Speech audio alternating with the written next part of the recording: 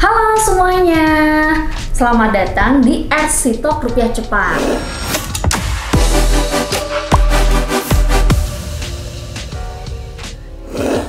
Saya Lia sebagai host di RC Talk kali ini, dan hari ini saya bersama narasumber Rupiah Cepat. Kali ini dengan Mbak Ayun sebagai tim AML Rupiah Cepat.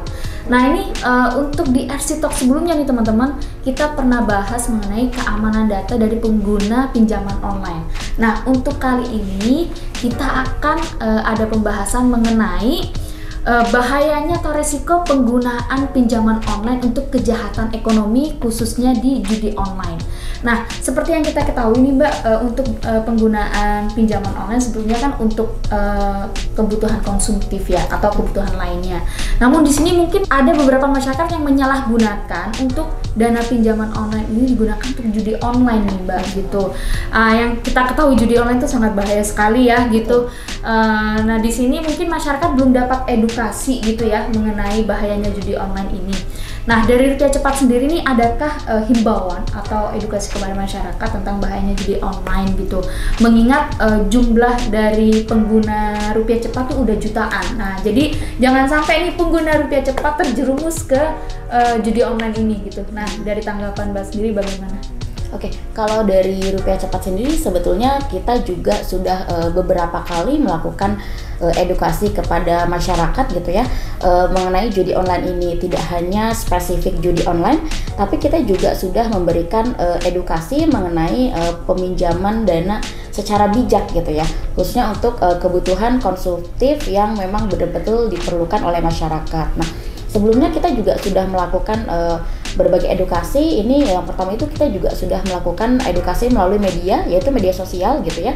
Selain melalui media sosial, kita juga melakukan edukasi melalui surat kabar. Jadi portal-portal surat kabar kita juga sampaikan kepada masyarakat. Selain melalui media, kita juga ada bekerja sama langsung gitu ya dengan lembaga pendidikan.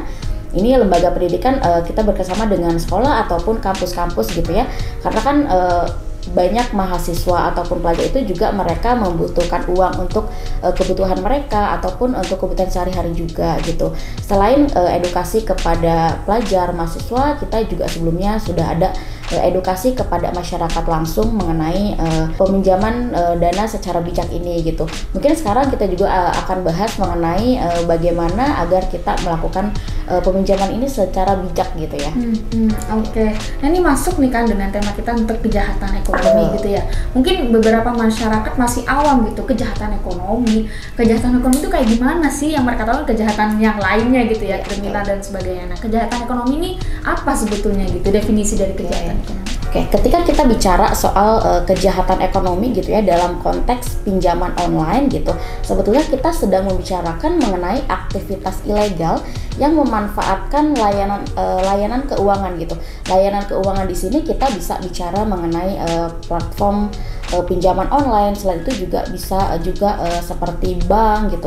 Kayak semua layanan keuangan gitu ya untuk dilakukan untuk tujuan berupa yang ilegal pula gitu. Nah, di sini contoh-contoh dari kejahatan ekonomi ini sangat beragam gitu ya. Yang paling banyak didengar oleh kita gitu biasanya adalah tentang pencucian uang gitu. Selain itu juga ada untuk pendanaan terorisme, kemudian ada juga perdagangan narkotika. Nah, yang saat ini sedang marak terjadi di masyarakat itu kan untuk judi online, karena memang judi online ini di negara kita sendiri itu dilarang ya, diatur juga oleh undang-undang bahwa hal tersebut melanggar dan tidak diperkenankan gitu untuk dilakukan di Indonesia. Oke, nah ini aku menarik nih yang tadi pencucian uang. Nah ya, contoh proses kejahatan ekonomi yang pencucian uang nih untuk pinjaman online itu kayak gimana sih Mbak? Oke, kalau untuk pencucian uang kan simpelnya gini, orang yang melakukan tindakan kejahatan gitu ya, itu kan mereka tidak bisa melakukan transaksi menggunakan uang dari hasil kejahatan tersebut secara langsung, karena nanti akan terdeteksi oleh bank gitu kan. Nah kemudian di pinjaman online itu kan kita tidak hanya memberikan layanan pinjaman kepada masyarakat, tetapi juga kita memberikan layanan pendanaan. Jadi dari masyarakat, perorangan ataupun institusi gitu kan, mereka bisa menggunakan layanan pinjaman online ini untuk melakukan pendanaan gitu. Nah, nanti dana tersebut yang akan dipinjam oleh masyarakat. Nah, kemudian pihak-pihak yang memiliki uang dari hasil kejahatan ini, atau yang biasa kita sebut itu dirty money. Nah, dirty money ini agar mereka bisa melakukan transaksi itu kan mereka harus memutar terlebih dahulu uang tersebut, agar seolah-olah uang tersebut berasal dari aktivitas yang sah gitu. Nah, caranya gimana? Yaitu caranya pertama, pelaku kejahatan ekonomi akan menaruh uangnya tersebut di lembaga keuangan. Pendanaan gitu ya? Betul, bisa dilakukan atau ditaruh uangnya ini bisa di bank atau bisa digunakan untuk investasi, atau kalau misalkan khususnya untuk pinjaman online ini mereka bisa menjadi lender gitu. Mereka menaruh uangnya tersebut di pinjaman online, betul, di platform pinjaman online. Nah, kemudian dari situ kan uangnya tersebut terserap oleh peminjam dana nih. Kemudian ada beragam transaksi dan sampai akhirnya uangnya kembali ke mereka dan mereka bisa melakukan withdrawal gitu. Nah, sebetulnya transaksi-transaksi tersebut ini adalah upaya untuk bagi pelaku-pelaku ini untuk mengaburkan jejak dirty money tersebut gitu, agar jejak tersebut sulit untuk di-trace gitu. Nah, kemudian setelah uangnya tersebut kembali ke akun dia gitu, dia bisa melakukan withdrawal nih. Nah, kemudian setelah dia melakukan withdrawal, dia bisa melakukan transaksi untuk pembelian, misalkan mereka untuk melakukan pembelian rumah gitu, ataupun mereka dilakukan untuk pembelian barang-barang branded gitu. Nah, karena ketika mereka melakukan misalkan barang branded gitu ya, nah mereka itu kan uangnya dari mana nih? Mereka bisa bilang bahwa uangnya ini saya hasil dari investasi sebagai lender di platform digital gitu kan. Seolah-olah uang tersebut berasal dari aktivitas yang sah gitu. Terus tadi kan sempat mention tuh masalah judi online ya kan, sebagai bentuk kejahatan ekonomi. Apa kaitannya dengan pinjaman online gitu? Kalau untuk judi online itu kan sebetulnya judi online itu sebetulnya tidak beda jauh ya dengan perjudian konvensional gitu. Judi-judi biasa, bedanya adalah judi online itu kan dilakukan secara online melalui media gitu ya. Nah, judi ini biasanya dalam bentuk melalui web ataupun aplikasi gitu ya. Nah, kemudian untuk melakukan judi online ini tentu saja para pelaku judi online ini memerlukan dana gitu kan. Dana untuk mereka top up, atau untuk kalau untuk masyarakat yang melakukan judi online ini biasa mereka sebut dengan depo gitu ya. Saya mau depo nih, uangnya dari mana gitu kan. Mungkin beberapa dari pelaku judi online ini bisa menggunakan uangnya dari tabungan mereka, dari uang sehari-hari mereka. Tapi ada juga memang orang-orang yang melakukan judi online ini dari pinjaman online gitu. Kenapa pinjaman online? Karena memang lebih mudah gitu. Kan prosesnya juga lebih cepat ya. Jadi ketika mereka saya mau depo nih, tapi nggak ada uang, ya udah deh pinjam online aja gitu kan. Jadi itu lebih cepat sih dan membuat mereka ingin melakukan depo terus-terusan. Nah, kemudian ini dibenarkan juga oleh PPATK gitu ya, bahwa memang beberapa rekening yang digunakan untuk judi online ini sumbernya memang beberapa dari pinjaman online gitu. Udah terdeteksi gitu ya? Betul. I see. Nah, apa sih yang buat masyarakat tuh tergoda gitu kan menggunakan dana pinjaman dari pinjaman online untuk ke judi online-nya gitu? Karena memang judi online itu membuat kecanduan gitu kan. Iya, padahal sama-sama ngutang, terus dari duit hutangnya dihabiskan di judi yang belum tentu itu menghasilkan kebanyakan, belum tentu menang gitu kan. Iya.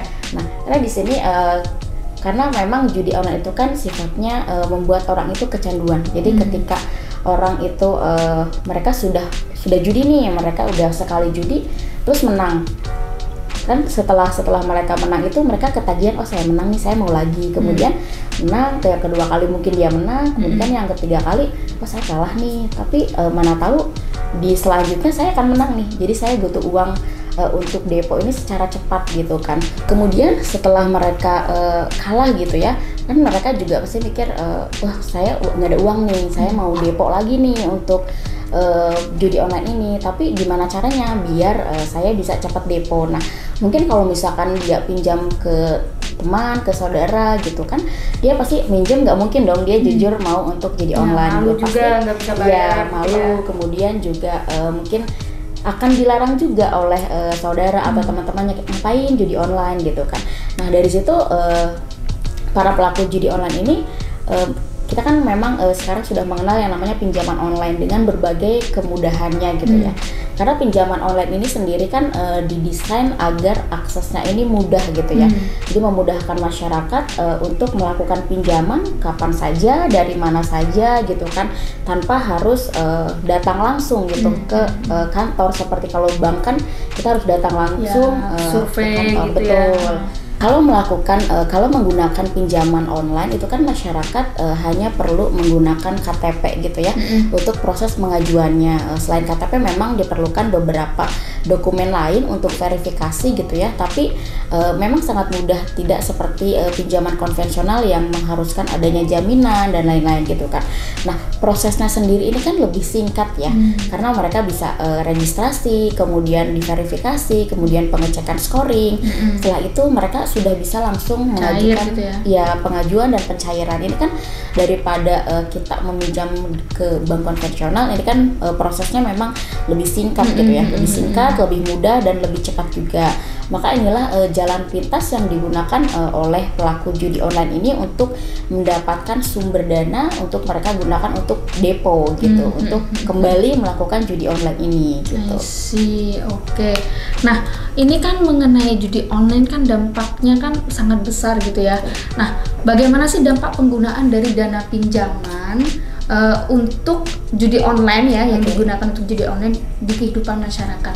Oke, sebetulnya penggunaan pinjaman online untuk judi online ini kan dampaknya banyak sekali ya. Dampak yang pertama gitu kan. Yang pertama ini kan kenapa orang tersebut melakukan pinjaman online gitu kan. Yang pertama sudah pasti orang tersebut mengalami keterbatasan dana gitu kan.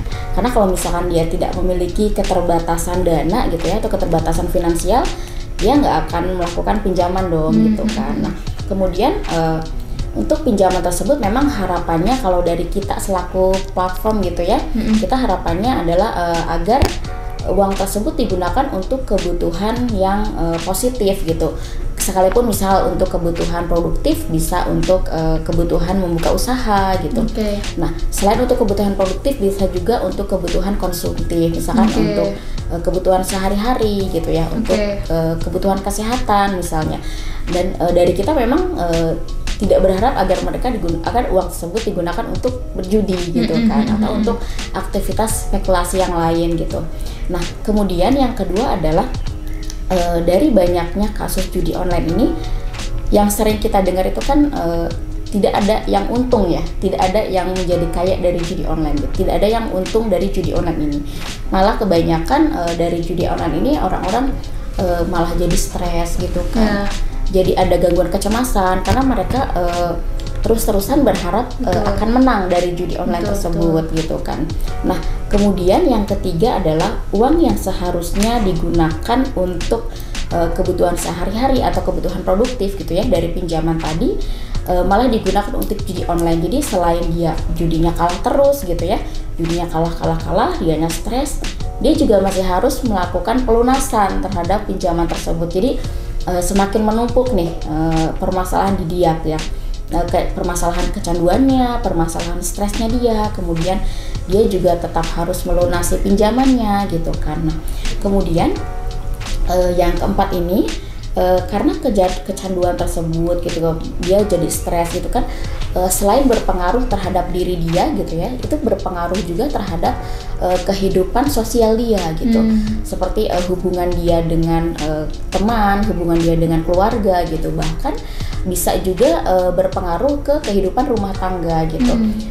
Bahkan menurut Pengadilan Agama Depok gitu ya, Pengadilan Agama Depok itu merilis bahwa ada 70% perceraian di tahun 2024 ini penyebabnya adalah karena judi online dan pinjaman online gitu.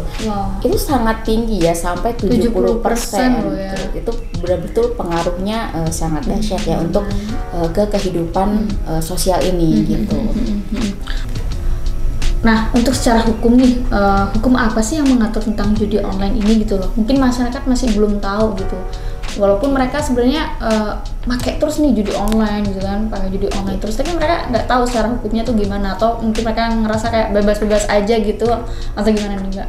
Oke, untuk pengaturan tentang judi online ini sebetulnya judi itu kan ada judi dan judi online gitu ya dalam undang-undang. Nah, sebenarnya ada beberapa peraturan atau undang-undang kita yang mengatur tentang judi dan judi online ini. Nah, salah satunya adalah tentang dari UU ITE pasal 27 ayat 2 nomor 11 tahun 2008 gitu ya, yang mana hukuman bagi pelaku ini adalah paling lama 6 tahun kurungan gitu ya, dan atau denda sampai dengan 1 miliar gitu. Nah, kebayang nggak sih kita udah judi online, hubungan pertemanan kita rusak, kita stres, kemudian kalau kita gunakan dari judi, uang judi tersebut dari pinjaman online, kita harus bayar pinjamannya. Ya, rugi berkali-kali lipat ya. Belum kalau ketahuan sama aparat, kita ketangkep lagi kan. Jadi, betul.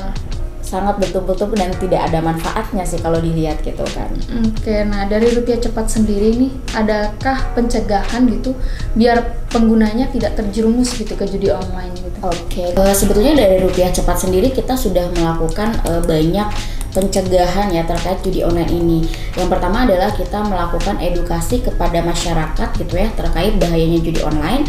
Kemudian selain kepada masyarakat, kita juga ada beberapa pencegahan yang kita lakukan agar nasabah kita ini tidak terlibat dengan judi online ini. Yang pertama gitu ya, kita melakukan verifikasi. Jadi ketika nasabah atau calon nasabah kita gitu ya awal melakukan registrasi, verifikasi, itu kan kita cek semua ya dari data KTP, nomor telepon, kemudian nomor rekening gitu, kita cek semua.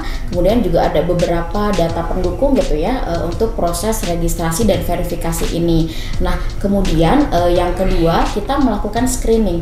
Jadi kita selaku platform gitu ya dari OJK, dari PPATK, dari Kominfo, dia tuh diberikan database gitu berupa data-data siapa saja pelaku judi online ini. Jadi di sana ada identitas mereka, ada nomor rekening juga.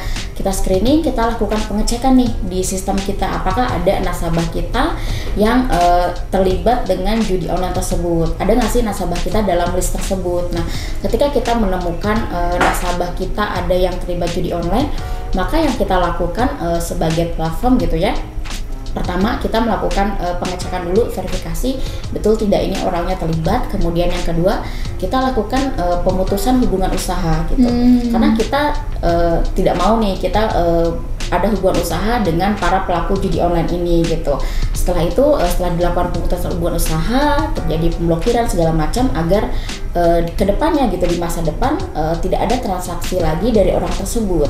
Setelah itu kita ada pelaporan ke otoritas gitu ya. Dalam hal ini kita melakukan pelaporan kepada OJK terkait siapa-siapa saja yang nasabah kita yang terlibat dengan judi online. Kita laporkan, kita berikan data-datanya kepada OJK gitu. Oke, wah ini masyarakat nih perlu benar-benar dihimbau ya.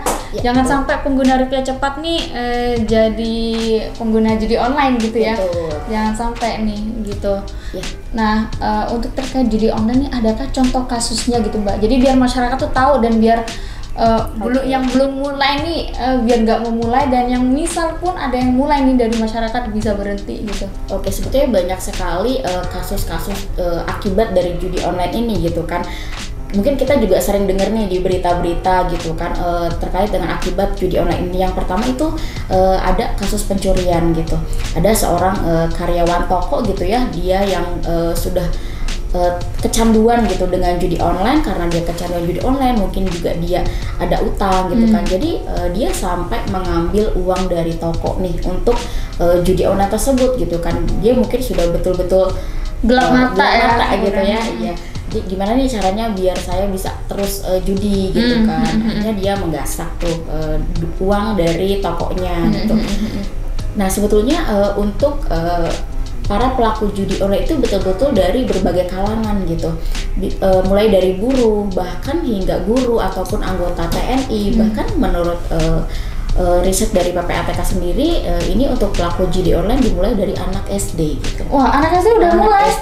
Anak SD yang seharusnya penggunaan gadget saja masih harus dibatasi oleh orang tua gitu ya, mereka malah sudah kenal dengan judi online. I see, mungkin karena dipermakanya melalui games gitu ya? Iya, kan bisa juga tuh games banyak ya? iklan juga. Banyak iklan gitu.